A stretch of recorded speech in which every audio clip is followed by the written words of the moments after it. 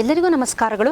ಮಾತು ವಿತ್ ಮಾಲಿನಿ ಕಾರ್ಯಕ್ರಮಕ್ಕೆ ತಮಗೆಲ್ಲರಿಗೂ ಸ್ವಾಗತ. ನಾನು ಪ್ರೊಫೆಸರ್ ಸುತುರೇಸ್ ಮಾಲಿನಿ, ಅಧ್ಯಕ್ಷರು, ಜೆನೆಟಿಕ್ಸ್ ಮತ್ತು ಜಿನೋಮಿಕ್ಸ್ ಅಧ್ಯಯನ ವಿಭಾಗ, ಮೈಸೂರು ವಿಶ್ವವಿದ್ಯಾನಿಲಯ.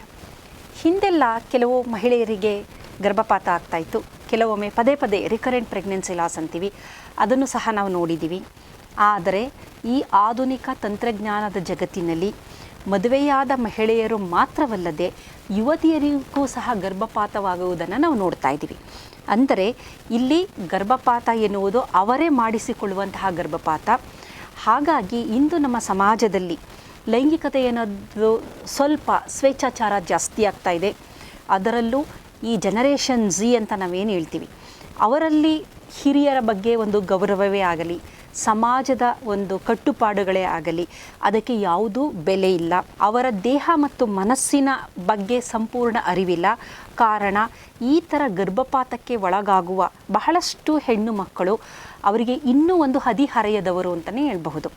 ಅದರಲ್ಲೂ ಇತ್ತೀಚಿನ ದಿನದಲ್ಲಿ ಬಹಳಷ್ಟು ನಂಬಲು ಆಗದೇ ಇರುವಂತಹ ಕೆಲವು ವಿಚಾರಗಳು ಅಂತಂದರೆ, ಇನ್ನು ಹೈಸ್ಕೂಲಲ್ಲಿರುವಂತಹ ಒಂದು ಹೆಣ್ಣು ಮಕ್ಕಳುಗಳೇ ಈ ಲೈಂಗಿಕತೆಗೆ ಒಳಪಟ್ಟು ನಂತರ ಗರ್ಭವತಿಯಾಗಿ ಗರ್ಭಪಾತ ಮಾಡಿಸಿಕೊಳ್ಳುವುದು ಸಹ ಜಾಸ್ತಿ ಆಗ್ತಾ ಇದೆ. ಹಲವಾರು ಯುವತಿಯರು ಅವರು ಸ್ವೇಚ್ಛಾಚಾರ ಇರುತ್ತೆ, ಅವರಿಗೆ ಮದುವೆಯನ್ನು ಒಂದು ಬಂಧನ ಬೇಕಾಗಿರೋದಿಲ್ಲ, ಆದರೆ ಲೈಂಗಿಕತೆಯಲ್ಲಿ ಆಸಕ್ತಿ ಇರುತ್ತೆ. ಹಾಗಾಗಿ ಎಷ್ಟೋ ಬಾರಿ ಅದನ್ನು ತಡೆಗಟ್ಟುವ ಸಾಧನಗಳನ್ನು ಬಳಕೆ ಮಾಡಿಕೊಂಡರೂ ಸಹ ಎಲ್ಲೋ ಒಂದು ಕಡೆ ಗರ್ಭಧಾರಣೆ ಆಗೋಗಿರುತ್ತೆ. ನಂತರ ಇಷ್ಟವಿಲ್ಲದ ಗರ್ಭವನ್ನು ಅವರು ಗರ್ಭಪಾತ ಮಾಡಿಸ್ಕೊತಾ ಇದ್ದಾರೆ. ಈ ಥರದ್ದು ಜಾಸ್ತಿ ಆಗ್ತಿದೆ. ಆದರೆ ಇದರಿಂದ ಮುಂದೆ ಅವರ ಜೀವನದಲ್ಲಿ ಅವರ ಆರೋಗ್ಯ, ಅವರ ದೇಹಕ್ಕೆ ಯಾವ ರೀತಿ ತೊಂದರೆ ಆಗುತ್ತೆ ಎನ್ನುವ ಕಿಂಚಿತ್ತು ಅರಿವು ಸಹ ಈ ಹೆಣ್ಣು ಮಕ್ಕಳಿಗೆ ಇಲ್ಲ. ಕಾರಣ, ಇವರೆಲ್ಲರೂ ಒಂದು 25 ವರ್ಷ ವಯಸ್ಸಿನ ಒಳಗಿನವರು. 25 ವರ್ಷ ಒಳಗಡೆ ಅಂತ ನಾವು ಅಂದಾಗ ಇನ್ನೂ ಯುವತಿಯರು, ಅವರ ಮುಂಭಾಗದ ಮೆದುಳು, ಅರಿವಿನ ಮೆದುಳು, ಪ್ರಜ್ಞಾ ಮೆದುಳು, ಆಲೋಚನೆಗಳು, ತರ್ಕಗಳು, ಒಳ್ಳೆಯ ನಿರ್ಧಾರವನ್ನು ಕೈಗೊಳ್ಳುವಂತಹ ಮುಂಭಾಗದ ಮೆದುಳು ಸಂಪೂರ್ಣವಾಗಿ ಬೆಳವಣಿಗೆ ಆಗಿರೋದಿಲ್ಲ. ಅಂತಹ ಸಂದರ್ಭದಲ್ಲಿ ಅವರನ್ನು ಸಂಪೂರ್ಣವಾಗಿ ನಿಯಂತ್ರಿಸುತ್ತಿರುವುದು ಹಿಂಭಾಗದ ಮೆದುಳು. ಅದನ್ನು ಪ್ರಾಣಿ ಮೆದುಳು ಅಂತ ನಾವು ಕರಿತೀವಿ. ಅದನ್ನು ಲಿಂಬಿಕ್ ಸಿಸ್ಟಮ್ ಅಂತಲೂ ಹೇಳ್ಬೋದು. ಅದರಲ್ಲಿ ಅಮೆಗ್ಡೆಲಾ ಅಂತಲೂ ಒಂದು ಭಾಗ ಇದೆ.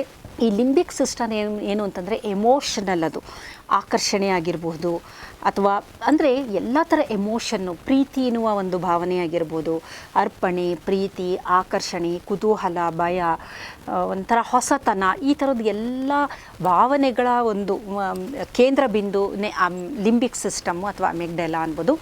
ಈ ಲಿಂಬಿಕ್ ಸಿಸ್ಟಮ್ಮು ಅತಿಯಾಗಿ ಆ್ಯಕ್ಟಿವೇಟ್ ಆಗ್ತಿರೋದ್ರಿಂದ ಮತ್ತು ಮುಂಭಾಗದ ಮೆದುಳು ಇನ್ನೂ ಸಂಪೂರ್ಣವಾಗಿ ಬೆಳವಣಿಗೆ ಆಗಿಲ್ಲದ ಕಾರಣ ಅವರಿಗೆ ಸರಿ ಯಾವುದು ತಪ್ಪು ಯಾವುದು, ನಾವು ಮಾಡ್ತಿರೋದು ಸರಿನಾ ತಪ್ಪಾ ಎನ್ನುವುದರ ಅರಿವೇ ಕಿಂಚಿತ್ತು ಇರೋದಿಲ್ಲ.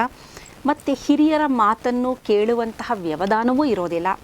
ಸಮಾಜದ ಮೇಲೆ ಒಂದು ಗೌರವವೂ ಇರೋದಿಲ್ಲ. ಸಮಾಜದ ಕಟ್ಟುಪಾಡು ಅವರಿಗೆ ಒಳ್ಳೆಯದಕ್ಕೆ ಮಾಡಿರುವಂಥದ್ದು, ಅದನ್ನು ಧಿಕ್ಕರಿಸುವಂತಹ ಒಂದು ಮನೋಭಾವನೆಯನ್ನು ಇವರುಗಳು ಹೊಂದಿರೋದ್ರಿಂದ ಅವರು ಏನು ಮಾಡ್ತಿದ್ದಾರೆ, ಮುಂದಿನ ದಿನ ಅವರ ಆರೋಗ್ಯದ ಮೇಲೆ, ದೈಹಿಕ, ಮಾನಸಿಕ, ಸಾಮಾಜಿಕ, ಲೈಂಗಿಕ ಇಷ್ಟು ಆರೋಗ್ಯದ ಮೇಲೆ ಯಾವ ರೀತಿ ಈ ಗರ್ಭಪಾತಗಳು ಪರಿಣಾಮ ಬೀರುತ್ತೆ ಎನ್ನುವುದು ಅವರಿಗೆ ಕಿಂಚಿತ್ತು ಅದರ ಅರಿವು ಇಲ್ಲ. ಹಾಗಾದರೆ ಯಾವ ರೀತಿಯಲ್ಲಿ ಇದು ಪದೇ ಪದೇ ನಡೆಯುವ ಗರ್ಭಪಾತ, ಅದು ಕೆಲವೊಮ್ಮೆ ರಿಕರೆಂಟ್ ಪ್ರೆಗ್ನೆನ್ಸಿ ಲಾಸ್ ಆಗೋದು ಮದುವೆಯಾದ ಹೆಣ್ಣು ಮಕ್ಕಳಿಗೆ, ಒಂದು ಸಂಸಾರದಲ್ಲಿರುವವರಿಗೆ ಆದರೆ ಅದು ಮೆಡಿಕಲಿ ಅದಕ್ಕೆ ಆದಂತಹ ಒಂದು ಔಷಧೋಪಚಾರಗಳನ್ನು ಮಾಡ್ಬೋದು.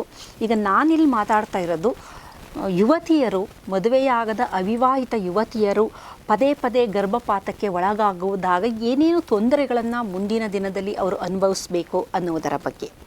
ಮೊದಲನೇದಾಗಿ, ಗರ್ಭ ಧರಿಸಿದ ನಂತರ ಹ್ಯೂಮನ್ ಕೊರಿಯಾನಿಕ್ ಗೊನೆಡೋಟ್ರೋಪಿನ್ ಅಂತ HCG ಅಂತ ಒಂದು ಹಾರ್ಮೋನು, ಅದನ್ನೇ ಅವರು ಟೆಸ್ಟ್ ಮಾಡ್ತಾರೆ, ಪ್ರೆಗ್ನೆನ್ಸಿ ಟೆಸ್ಟ್ ಅಂತೇಳಿ. ಅದನ್ನು ಎಲ್ಲ ಮೆಡಿಕಲ್ ಶಾಪಲ್ಲೂ ಅದು ಸಿಕ್ಕುತ್ತೆ. ಅದನ್ನು ನಮ್ಮ ಮೂತ್ರವನ್ನು ಅಲ್ಲಿ ಹಾಕಿದಾಗ 2 ಲೈನ್ಗಳು ಬರುತ್ತೆ. ಆ ಲೈನ್ ಬಂದಾಗ ಪ್ರೆಗ್ನೆಂಟ್ ಅಂತ. ಹೇಗೆ ಅಂತಂದರೆ HCG ಹ್ಯೂಮನ್ ಕೊರಿಯಾನಿಕ್ ಗೊನೆಡೋಟ್ರೋಪಿನ್ ಮೂತ್ರದಲ್ಲಿ ಹೋಗ್ತಾ ಇರುತ್ತೆ ಯಾವಾಗ ಗರ್ಭಧಾರಣೆ ಆಗಿರುತ್ತೆ ಅಂತ ಸಿನ್ಸಿಷಿಯಲ್ ಟ್ರೋಪೋಬ್ಲಾಸ್ಟಿಂದ ಬಿಡುಗಡೆಯಾಗುವಂಥ ಹಾರ್ಮೋನ್ ಇದು. ಅದು ಗರ್ಭ ಕಟ್ಟಿದೆ ಅನ್ನುವುದನ್ನು ಸೂಚಕ, ಅದು ಇಂಪ್ಲಾಂಟೇಷನ್ ಆಗಿದೆ ಎನ್ನುವುದರ ಸೂಚಕ. ಹಾಗಾಗಿ HCG ಇರುತ್ತೆ, ಎಸ್ಟ್ರೋಜನ್ ಇರುತ್ತೆ, ಪ್ರೊಜೆಸ್ಟ್ರಾನ್ ಹಾರ್ಮೋನು ಇರುತ್ತೆ. ಪ್ರೊಜೆಸ್ಟ್ರಾನು ಗರ್ಭವನ್ನು ಕಾಪಾಡುವಂಥದ್ದು, ಎಸ್ಟ್ರೋಜನ್ ಹಾರ್ಮೋನು, HCG ಇವು ಇರುವಂಥದ್ದು. ಈಗ ಗರ್ಭಪಾತ ಮಾಡಿಸಿದ್ದಕ್ಕೇನಾಗುತ್ತೆ ಅಂದರೆ ಒಂದು ಸ್ವರ ಅಲ್ಲೂ ಸಡನ್ನಾಗಿ ಈ 3 ಹಾರ್ಮೋನುಗಳು ಡ್ರಾಪ್ ಆಗಿಬಿಡುತ್ತೆ. ಎಸ್ಟ್ರೋಜನ್ನು, ಪ್ರೊಜೆಸ್ಟ್ರಾನು, HCG ಡ್ರಾಪ್ ಆದಾಗ ಏನಾಗುತ್ತೆ ಅಂದರೆ ನೇರವಾಗಿ ಒಂದೇ ಸಲ ಡ್ರಾಪ್ ಆದಾಗ ಇದು ನಮ್ಮ ಮಾನಸಿಕ ಆರೋಗ್ಯ, ಅದರಲ್ಲಿ ಮುಖ್ಯವಾಗಿ ಆ್ಯಂಗ್ಸೈಟಿ ಉಂಟು ಮಾಡ್ಬೋದು, ಸಡನ್ನಾಗಿ ಮೂಡ್ ಸ್ವಿಂಗ್ ಮಾಡ್ಬೋದು, ಒಂಥರ ಗಿಲ್ಟ್ ಮಾಡ್ಬೋದು. ಇದು ಒಂದು ಸಲ ಆದರೆ ಪರವಾಗಿಲ್ಲ, ಆದರೆ ಪದೇ ಪದೇ ಇದು ನಡೆದಾಗ ಪದೇ ಪದೇ ನಾವು ಹಾರ್ಮೋನ್ಗಳ ಜೊತೆ ಆಟ ಆಡಬಾರ್ದು. ಹಾರ್ಮೋನುಗಳು ಬಹಳ ಅಪಾಯಕಾರಿ.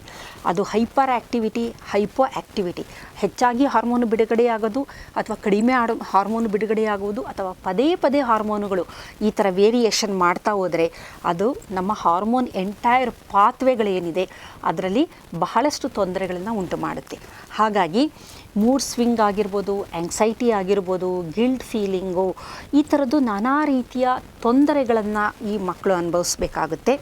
ಇದರ ಜೊತೆಲಿ ಪ್ರೋಸ್ಟೋಗ್ಲ್ಯಾಂಡಿನ್ ಅನ್ನುವ ಮತ್ತೊಂದು ಹಾರ್ಮೋನು, ಈ ಅಬಾರ್ಷನ್ ಏನು ಮಾಡಿಸ್ಕೊಂತಾರೆ ಅದು ಲೀಗಲಿ ಮಾಡಿಸ್ಕೋಬೋದು, ಇಲ್ಲೀಗಲ್ ಆಗು ಮಾಡಿಸ್ಕೊಂಡಿರ್ಬೋದು. ಅವರು ಮೆಡಿಕಲಿ ಹೋಗಿ ಡಾಕ್ಟ್ರ್ ಹತ್ರನಾರು ಮಾಡಿಸ್ಕೊಂಡಿರ್ಬೋದು, ಇಲ್ಲ ಯಾವುದು ಏನೂ ಟ್ರೈನಿಂಗ್ ಇಲ್ದರೆ ಇದ್ದಂತಹ ವ್ಯಕ್ತಿಗಳ ಹತ್ರ ಮಾಡಿಸ್ಕೊಂಡಾಗ ಅಪಾಯ ಇನ್ನೂ ಜಾಸ್ತಿ ಅಂತಲೇ ಅನ್ಬೋದು. ಅಥವಾ ಗೊತ್ತಿಲ್ಲದೆ ಕೆಲವು ಮಾತ್ರೆಗಳನ್ನು ತೆಗೆದುಕೊಳ್ಳೋದು, ಅದು ಅರ್ಧಂಬರ್ಧ ಆಗೋಗುತ್ತೆ. ಇದರಿಂದ ನಾನಾ ರೀತಿಯ ತೊಂದರೆಗಳನ್ನು ಅವರು ನಂತರದಲ್ಲಿ ಅನುಭವಿಸಬೇಕಾಗುತ್ತೆ. ಇಲ್ಲಿ ಈ ಒಂದು ಪ್ರೋಸ್ಟೋಗ್ಲ್ಯಾಂಡಿನ್ ಬಿಡುಗಡೆಯಾಗುತ್ತೆ. ಪ್ರೋಸ್ಟೋಗ್ಲ್ಯಾಂಡಿನ್ ಯೂಟ್ರೈನ್ನ ಕಂಟ್ರಾಕ್ಷನ್ನ ಶುರು ಮಾಡುತ್ತೆ.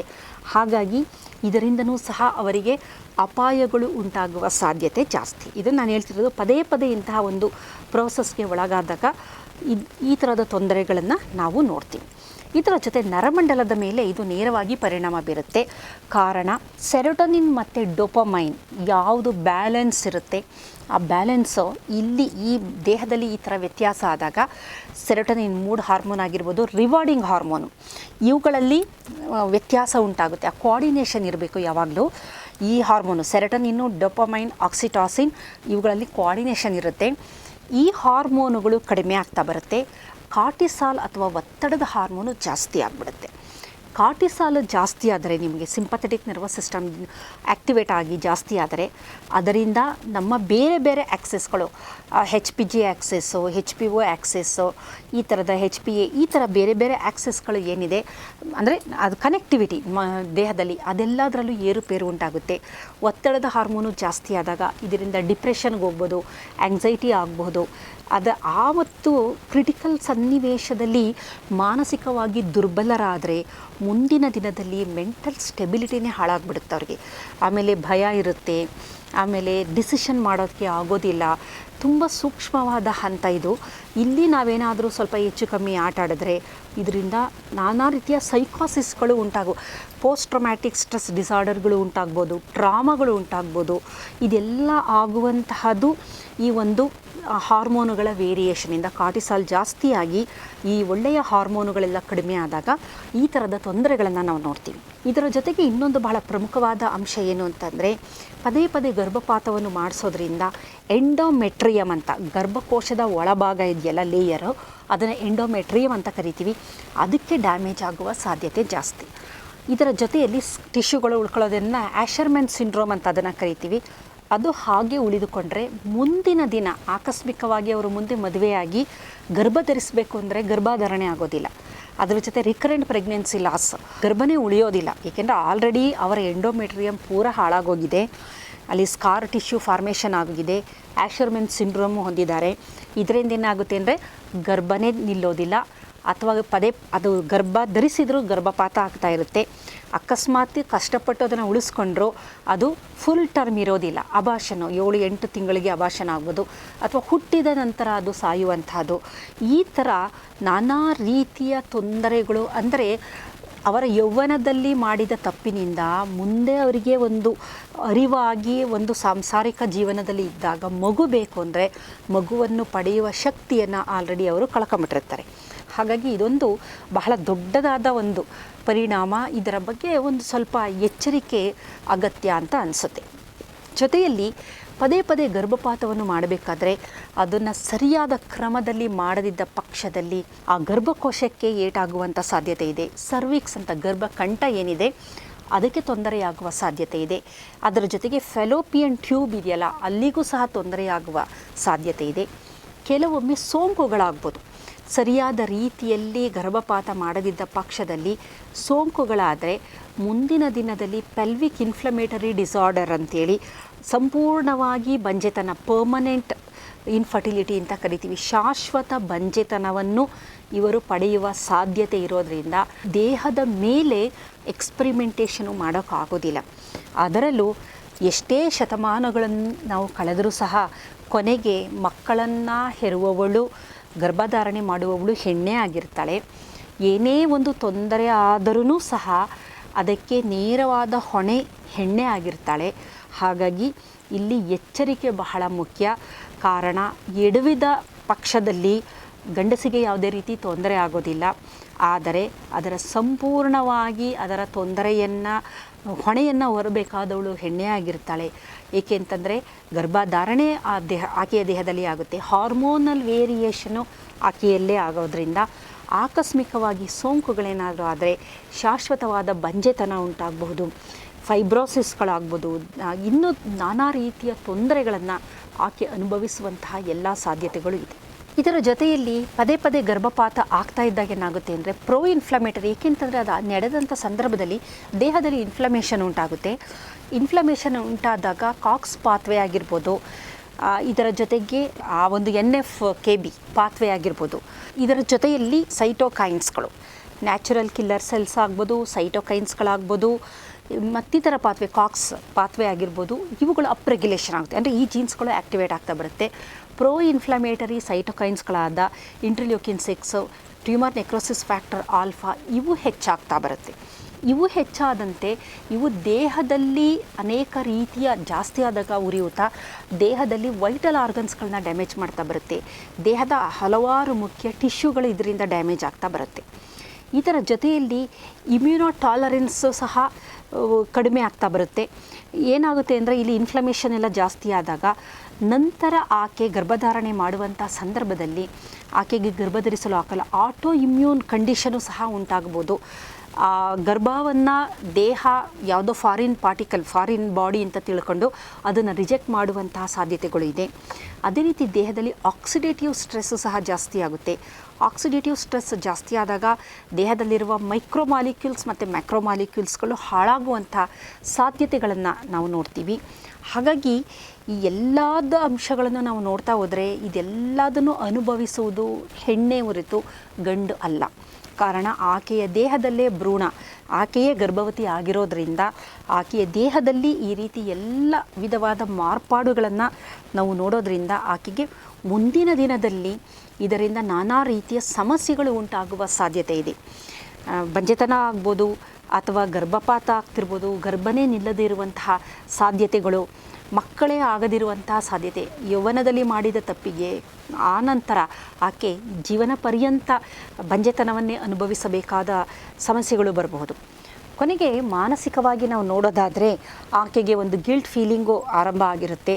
ಅದರ ಜೊತೆ ಈ ಹಾರ್ಮೋನ್ಗಳ ವೇರಿಯೇಷನ್ ಎಲ್ಲ ಉಂಟಾಗಿರೋದ್ರಿಂದ ಆಕೆಗೆ ಈ ಸಂದರ್ಭದಲ್ಲಿ ಗರ್ಭಪಾತವೂ ಸಹ ಒಂದು ಮಗುವಿಗೆ ಜನ್ಮ ನೀಡಿದಷ್ಟೇ ಅದು ಅದೇ ಥರದ ದೇಹದಲ್ಲಿ ಬದಲಾವಣೆಗಳಾಗೋದ್ರಿಂದ ಇಂತಹ ಹೆಣ್ಣು ಮಕ್ಕಳು ಆವಾಗ ಎಷ್ಟು ಅವರು ಒಂದು ರೆಸ್ಟ್ ತಗೊಂತಾರೆ, ಅಷ್ಟು ರೆಸ್ಟನ್ನು ಇವ್ರುಗಳು ಮಾಡೋದಿಲ್ಲ. ಕಾರಣ ಇವ್ರಿಗೆ ಈ ಗರ್ಭಪಾತ ಆಗಿರೋದು ಯಾರಿಗೂ ಗೊತ್ತೇ ಆಗಿರೋದಿಲ್ಲ. ಇದರಿಂದ ಏನಾಗುತ್ತೆ, ಕೆಲವೊಮ್ಮೆ ಹೆಮರೇಜ್ ಜಾಸ್ತಿ ಆಗಿರುತ್ತೆ, ಬ್ಲೀಡಿಂಗು ತುಂಬ ಜಾಸ್ತಿ ಇರುತ್ತೆ. ಬ್ಲೀಡಿಂಗ್ ಜಾಸ್ತಿ ಆದಾಗ ಏನಾಗುತ್ತೆ ಅಂದರೆ ಬಹಳ ವೀಕ್ ಆಗಿರ್ತಾರೆ. ಇಂತಹ ಹೆಣ್ಣು ಮಕ್ಕಳು ಸೈಕಾಸಿಸ್ಗೆ ತುತ್ತಾಗುವಂತಹ ಸಾಧ್ಯತೆ, ಪೋಸ್ಟ್ ಪಾರ್ಟಮ್ ಸೈಕಾಸಿಸ್ ಅಂತ, ಹೆರಿಗೆಯ ನಂತರ ಉಂಟಾಗುವ ಸೈಕಾಸಿಸ್ ಏನಿದೆ ಅದೇ ರೀತಿಯ ಕೆಲವೊಂದು ಸೈಕಾಸಿಸ್ಗಳಿಗೂ ತುತ್ತಾಗುವ ಸಾಧ್ಯತೆ ಇದೆ ಅಂತ ಕೆಲವೊಂದು ಸಂಶೋಧನಾ ವರದಿಗಳು ತಿಳಿಸಿವೆ. ಹೆಮರೇಜ್ ಜಾಸ್ತಿ ಆಗ್ತಿರುತ್ತೆ, ವೀಕ್ನೆಸ್ ಜಾಸ್ತಿ ಆಗುತ್ತೆ.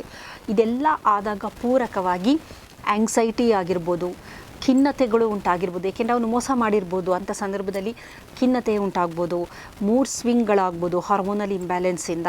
ಈ ರೀತಿ ನಾನಾ ರೀತಿಯ ದೈಹಿಕ ಮಾನಸಿಕ ಕಾಯಿಲೆಗಳಿಗೆ ಇಂಥ ಹೆಣ್ಣು ಮಕ್ಕಳು ತುತ್ತಾಗೋದ್ರಿಂದ ಇಂತಹ ಪ್ರಕ್ರಿಯೆಗಳಿಗೆ ಒಳಗಾಗುವ ಮೊದಲು ತಾನು ಯಾರು, ತನ್ನ ವಯಸ್ಸೇನು, ತನ್ನ ಸ್ಥಾನಮಾನ ಏನು, ನಾನು ವಿದ್ಯಾರ್ಥಿನಿಯೇ ಅಥವಾ ನಾನು ಜೀವನದಲ್ಲಿ ಸೆಟ್ಲ್ ಆಗಿದ್ದೀನಾ, ನಾನು ಅರ್ನ್ ಮಾಡ್ತಾಯಿದ್ದೀನಾ, ನಾನು ಜವಾಬ್ದಾರಿಗಳನ್ನು ತೆಗೆದುಕೊಳ್ಳಲು ನನಗೆ ಶಕ್ತಿ ಇದೆಯೇ, ಏನಾದರೂ ತೊಂದರೆ ಆದರೆ ಗರ್ಭಪಾತ ಮಾಡಿಸಲು ಆಗದಿದ್ದಂಥ ಸಂದರ್ಭದಲ್ಲಿ ಏನು ಮಾಡಬೇಕಾಗುತ್ತೆ, ಈ ಥರದ ಎಲ್ಲ ಫೋರ್ ಥಿಂಕಿಂಗ್ ಬೇಕು.